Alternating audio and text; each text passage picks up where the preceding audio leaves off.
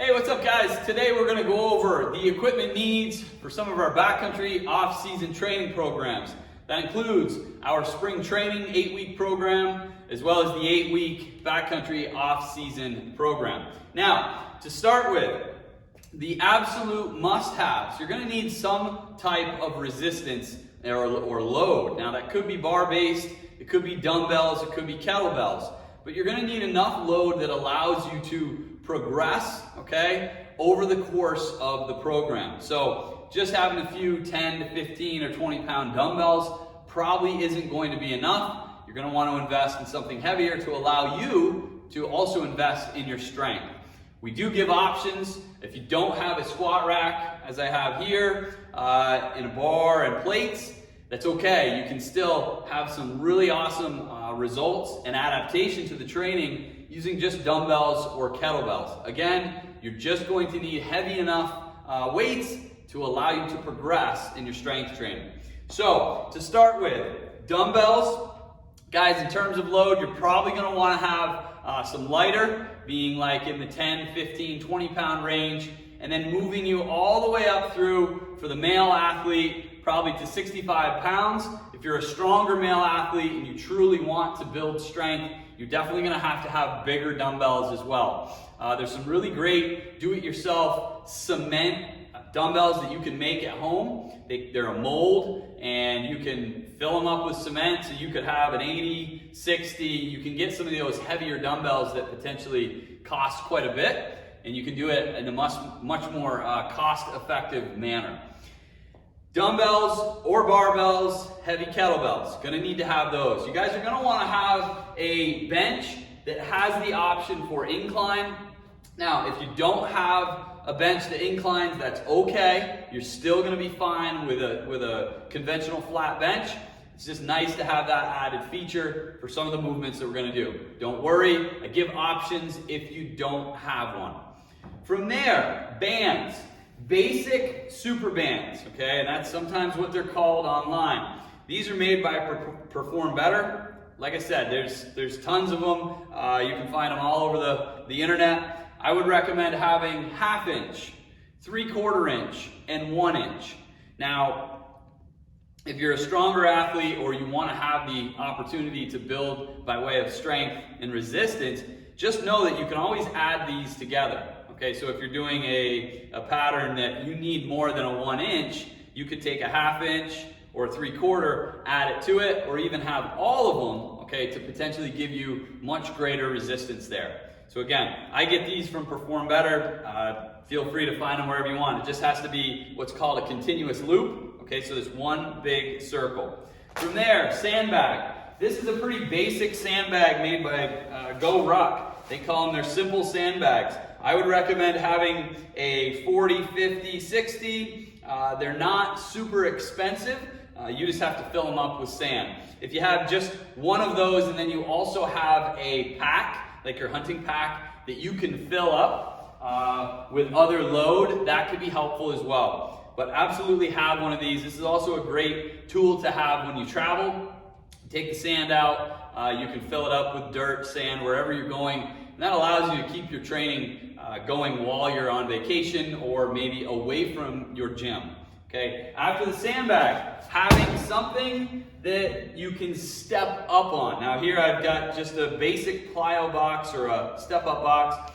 You don't have to have one of these. You could also use a cooler. Okay. Just make sure that it's a rugged enough cooler to hold your body weight when you're standing up on it. You could also use your bench. Okay. Just know that the height is important. For myself, this would probably be about the maximum step-up height that I'll use. This falls at about the bottom of my kneecap, okay? So it's nice to have, a lot of times I'm using more like a 1 foot that's more like upper shin, okay? Because that's gonna be more similar to the gait, the size of our gait and the distance that our leg travels when we're going uphill, okay? Kettlebells, we covered. Those can serve the role of the dumbbell for a lot of different movements. Okay, so if you've got quite a few kettlebells and you don't have a lot of dumbbells, you're probably going to be all right there. From there, having some type of suspension trainer. Okay, these are your typical suspension trainer with straps. They go up over whether it's your squat rig or just a pull-up bar.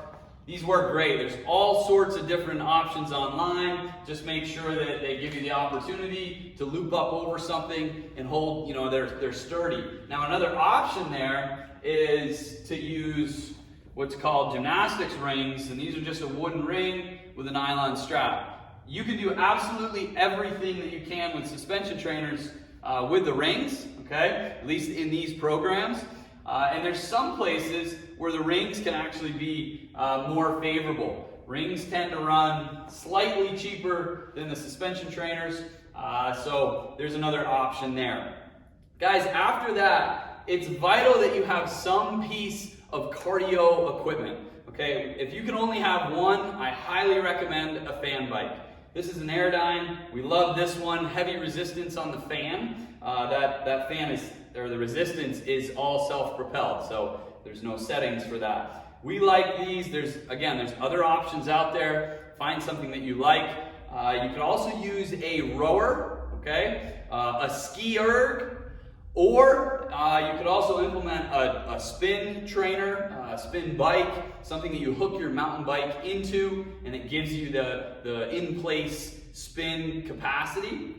But it's very important that you have the ability to do these types of activities in the gym, okay, or within very close proximity, because in some of our work capacity and our interval training, we're going to need access to everything, okay, your resistance training as well as your cardio in close proximity, okay.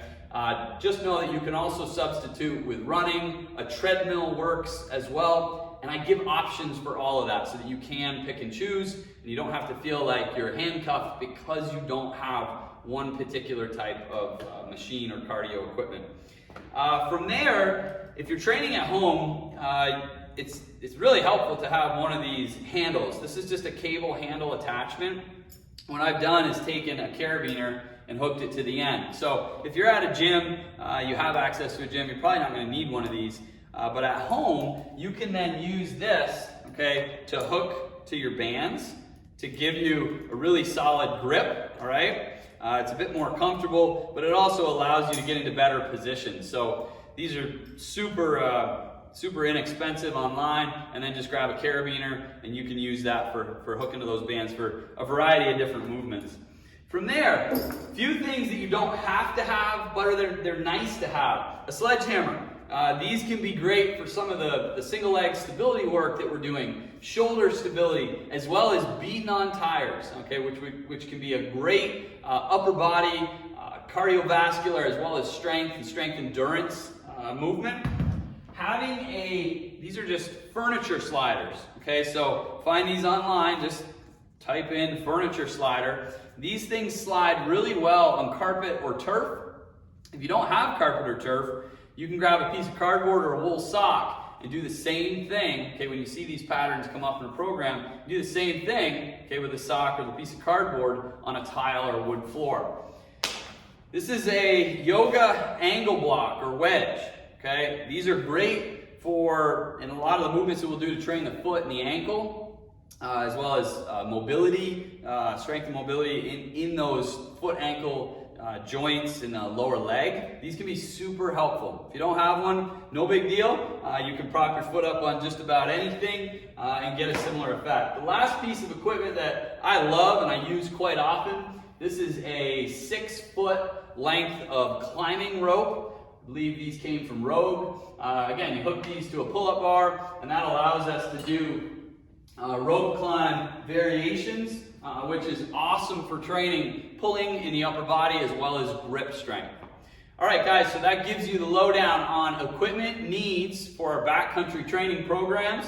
If you have any questions, shoot us an email. These programs are super accessible, so meaning you don't have to necessarily have a fully, outfitted gym to make these happen and to be successful in them. And if you have questions, be sure to reach out. We're here for you. Keep charging, guys.